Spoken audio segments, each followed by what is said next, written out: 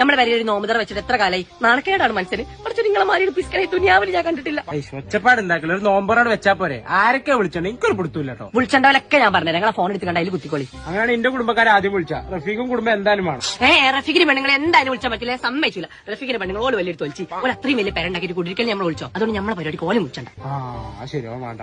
ഫാത്തിന് കുട്ടികളെ വിളിച്ചാലോ? ഫാത്തിനെ വിളിച്ചാൽ നിങ്ങൾ ഒറ്റക്കടി നോമ്പ് നടത്തിക്കോളൂ. ഞാൻ ഉണ്ടാവില്ല, ഞാൻ വരികട് പോകും. പിന്നെ ഓളെ ചെറുതിന്റെ മുടിയിലേക്കാളും നമ്മൾ വിളിച്ചില്ല. ചെറിയ പരിപാടിയല്ലേ? എന്ത് ചെറിയ പരിപാടി എന്താണെങ്കിലും നമ്മൾ വിളിച്ചിട്ടില്ല. അതിന് ഞാൻ നല്ല പിരാക്കിക്കണം. ആ കുട്ടിക്ക് ഇപ്പോഴും മുടിയില്ല. ഇനിയിപ്പോ ഓളും വേണ്ട.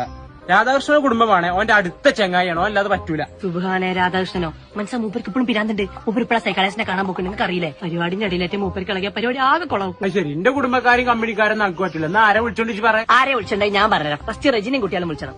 അല്ലെങ്കിൽ വേണ്ട. റെജിന്റെ അയൽവാസിന്റെ ഒരു കല്യാണം ഉണ്ടായിട്ട് ഞാൻ ഒരു വാക്ക് പറഞ്ഞില്ല. റെജിൻ കുട്ടികളെ എന്തായാലും വേണ്ട. കുഞ്ഞുട്ടിനും കുടുംബത്തിന് എന്തായാലും വിളിച്ചണം. കുറെ കാലമായി ഓളും കുട്ടികളൊക്കെ ഒന്ന് കണ്ടിട്ട്. അല്ലെങ്കിൽ വേണ്ട. ഓളോടന്ന കല്യാണത്തിന് പോലെ പുള്ളിച്ചാൾ വെച്ചിട്ടോട് തന്നില്ല.